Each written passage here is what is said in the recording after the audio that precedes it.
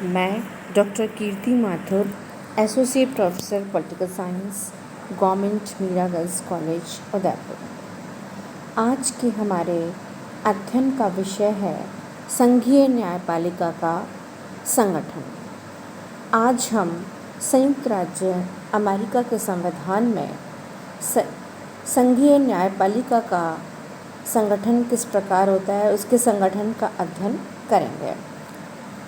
न्यायपालिका का अस्तित्व वर्तमान समय के सभ्य समाज की प्रथम आवश्यकता समझा जाता है और अमेरिकी संविधान व्यवस्था की एक प्रमुख विशेषता संघीय न्यायपालिका को प्राप्त महत्वपूर्ण स्थिति है।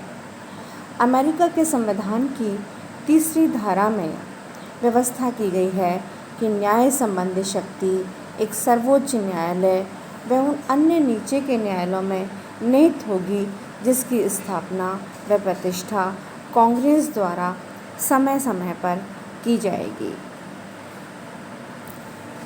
अमेरिका में संघीय न्यायपालिका को दो विशेष कारणों से अत्यधिक महत्वपूर्ण स्थिति प्राप्त है।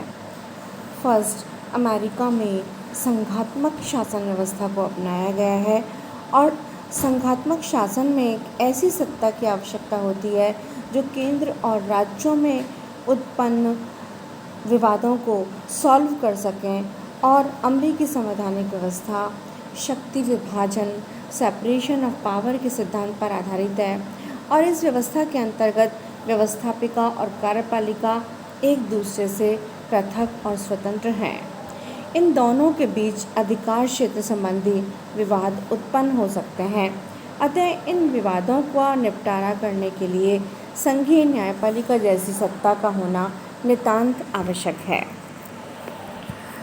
संघीय न्यायपालिका के अंतर्गत दो प्रकार के न्यायालय हैं, व्यवस्थापक न्यायालय और संवैधानिक न्यायालय। फर्स्ट है व्यवस्थापक न्यायालय। व्यवस्थापक न्यायालय वे न्यायालय हैं जिनकी रचना संविधान की तीसरी धारा के अधीन नहीं वरन कांग्रेस के द्वारा अपनी विधायी शक्ति के अंतर्गत की गई है। ये न्यायालय न्यायिक शक्ति का उपयोग नहीं करते हैं बल्कि इनका कार्य कांग्रेस के द्वारा निर्मित कानूनों के क्रियान्वयन में प्रशासन की हेल्प करना है। कांग्रेस की पहली धारा की 8वीं उपधारा कांग्रेस को विभिन्न प्रकार के कर लगाने, उन्हें वसूल करने का अधिकार प्रदान करती है। इस संबंध में कांग्रेस द्वारा निर्मित कानून पर जो वाद उत्पन्न हो उसका निर्णय करने के लिए कांग्रेस ने न्यायाधीशों के एक न्यायालय की स्थापना की है जिसे संयुक्त राज्य का कस्टम न्यायालय कहा जाता है। इसी प्रकार कुछ अन्य व्यवस्थापक न्यायालय हैं जिनका संबंध अंतर्राष्ट्रीय व्यापार, सार्वजनिक धन के व्यय और कर की वसूली से होता है। व्यवस्थापक न्यायालय और संवैधानिक न्यायालयों के न्यायाधीशों में भी अंतर है। संवैधानिक न्यायालय के न्यायाधीशों को महाभियोग द्वारा हटाया जा सकता है, लेकिन व्यवस्थापक न्यायालयों के न्यायाधीशों को प्रशासन के द्वारा बिना महाभियोग के ही पदच्युत किया जा सकता है। संवैधानिक न्यायालयों के न्यायाधीश सदाचार पर्यंत, सद्व्यवहार पर्यंत अपने कार्य पर बने रहते हैं, किंतु कांग्रेस के द्वारा स्थापित न्यायाधीशों का कार्यकाल निश्चित होता है और निश्चित अवधि के बाद उन्हें पदों से हटाया जा सकता है।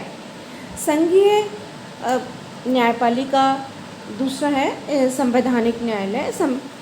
संघीय न्यायपालिका का मूल अभिप्राय संविधान की धारा 3 के अंतर्गत स्थापित संवैधानिक न्यायालयों से ही है।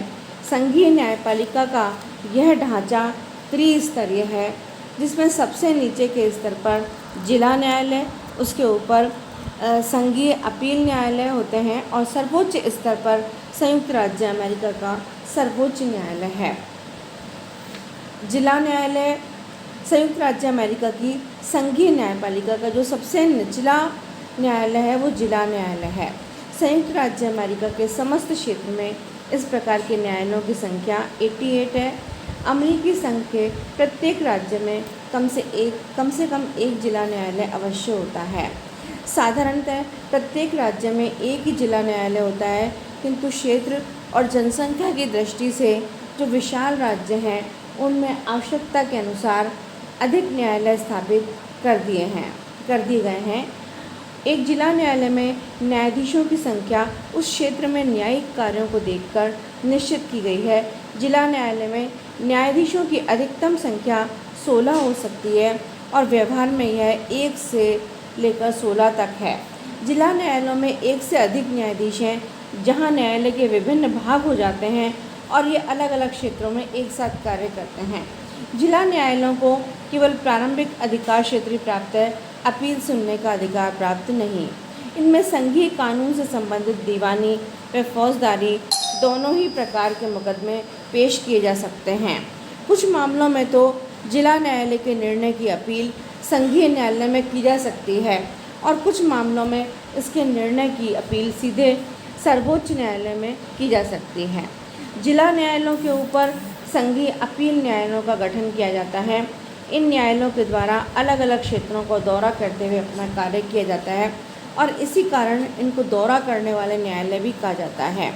ये जिला न्यायालय और अमेरिका के सर्वोच्च न्यायालय के बीच में स्थित है। इन न्यायालयों की कुल संख्या 11 है। इनमें से एक केवल कोलंबिया जिले के लिए ही कार्य करता है और शेष 10 न्यायालय 20 प्रदेशों में कार्य करते हैं, जिनमें संयुक्त राज्य का बंटवारा किया जाता है। प्रारंभ में जिला न्यायालय और सर्वोच्च न्यायालयों की स्थापना की गई थी, लेकिन जब सर्वोच्च न्यायालय का कार्यभार बहुत अधिक बढ़ गया और इसके परिणाम स्वरूप कठिनाइयाँ उत्पन्न होने लगी, तो सर्वोच्च न्यायालय के कार्यभार को हल्का करने के लिए संघीय अपील न्यायालयों की स्थापना की गई। संघीय अपील न्यायालयों को प्रारंभिक अधिकार क्षेत्र प्राप्त नहीं है, पर इन्हें केवल जिला न्यायालयों के निर्णय के विरुद्ध अपील सुनने का अधिकार प्राप्त है। इन न्यायालयों को अंतर्राज्यीय व्यापार कमीशन, संघीय सुधार परिषद और संघीय व्यापार परिषद के आदेशों व निर्णयों का पुनरावलोकन करने और उन्हें रद्द करने का अधिकार प्राप्त है। इन न्यायालयों के न्यायाधीशों की संख्या साधारणतः 3 से लेकर 9 तक हो सकती है। अपीलीय न्यायालय में किसी विवाद की सुनवाई कम से कम 2 न्यायाधीशों की बेंच द्वारा की जाती है। जिला न्यायालय और संघीय अपील न्यायालय में न्यायाधीशों की नियुक्ति सर्वोच्च न्यायालय में न्यायाधीशों की नियुक्ति राष्ट्रपति सीनेट की सहमति से करती है। संयुक्त राज्य अमेरिका के सर्वोच्च न्यायालय की स्थापना 1789 के न्यायिक अधिनियम के अनुसार हुई है और यह न्यूयॉर्क नगर की वॉल स्ट्रीट में स्थापित किया गया है और बाद में यह फिलाडेल्फिया में चला गया और वर्तमान समय में यह वॉशिंगटन में स्थित है। सर्वोच्च न्यायालय का जब गठन हुआ तो इसमें एक मुख्य न्यायाधीश और अन्य 5 न्यायाधीश थे। कांग्रेस के द्वारा समय समय पर इसकी संख्या में परिवर्तन किया जाता रहा।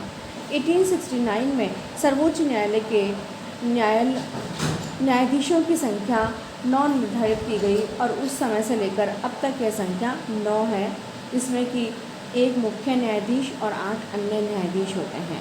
न्यायाधीशों की नियुक्ति राष्ट्रपति के द्वारा सीनेट की सहमति से की जाती है। न्यायाधीशों की पदावधि आजीवन है और वे सदाचार पर्यंत अपने पद पर बने रहते हैं। सर्वोच्च न्यायालय को संविधान से ही शक्तियां प्राप्त होती हैं और इस रूप में यह अमेरिकी संघ की कार्यपालिका और व्यवस्थापिका दोनों से ही स्वतंत्र है। सर्वोच्च न्यायालय का क्षेत्राधिकार इस प्रकार है। पहला, प्रारंभिक क्षेत्राधिकार। प्रारंभिक क्षेत्राधिकार में आते हैं वे सभी विवाद जिनमें राजदूत, अन्य सार्वजनिक मंत्री, वाणिज्य दूत अथवा विदेशी प्रतिनिधि या कोई पक्ष हो। दूसरा, ऐसे सभी विवाद जिनमें संयुक्त राज्य अमेरिका का संघ या अमेरिकी संघ का कोई एक या अधिक राज्य एक पक्ष हो। फिर है अपीलीय क्षेत्राधिकार। शेष सभी विवादों के संबंध में सर्वोच्च न्यायालय को अपीलीय क्षेत्राधिकार प्राप्त है। 1925 के कांग्रेस के अधिनियम द्वारा अपील का अधिकार केवल निम्नलिखित विषयों तक सीमित कर दिया गया है। पहला, जिनमें संघीय कानून तथा संधियों को राज्य के न्यायालय में संविधान के विरुद्ध घोषित कर दिया गया हो। दूसरा, जिनमें राज्य के किसी कानून को जो किसी संघीय न्यायालय के संघ के संविधान किसी कानून अथवा संधि के विरुद्ध घोषित कर दिया गया हो, जबकि राज्यों के न्यायालय राज्यों में उस कानून को वैध ठहराएं। उपयुक्त दोनों प्रकार के मामलों में सर्वोच्च न्यायालय को अपील सुननी होती है। अन्य मामलों में सर्वोच्च न्यायालय को अपील का अधिकार है, किंतु सर्वोच्च न्यायालय की इच्छा पर निर्भर है कि वह इसका प्रयोग करे या ना करे। इस श्रेणी में संघीय अपील न्यायालय के निर्णयों के विरुद्ध अपील सम्मिलित है, जिनमें किसी संघीय कानून अथवा संधि को असंवैधानिक घोषित कर दिया गया हो, या जिनमें राज्य के किसी कानून या संवैधानिक उपबंध को इस आधार पर अवैध घोषित कर दिया गया हो कि वह संघीय संविधान, कानून अथवा संधि के विरुद्ध हो। जिला न्यायालय के भी कुछ निर्णयों की अपील सीधे सर्वोच्च न्यायालय में की जा सकती है। सर्वोच्च न्यायालय परामर्श देने का कार्य नहीं करता है। सर्वोच्च न्यायालय के जो न्यायाधीश हैं उनको केवल महाभियोग के द्वारा ही पद से हटाया जा सकता है, और महाभियोग का प्रस्ताव प्रतिनिधि सभा में प्रस्तावित किया जाता है, और प्रतिनिधि सभा के द्वारा 2/3 बहुमत से प्रस्ताव पारित कर दिए जाने पर सीनेट के द्वारा इसकी जांच की जाती है। यदि सीनेट भी अपने 2/3 बहुमत से प्रस्ताव की पुष्टि कर दे तो महाभियोग का प्रस्ताव पारित समझा जाता है और संबंधित न्यायाधीश को पद त्याग करना होता है।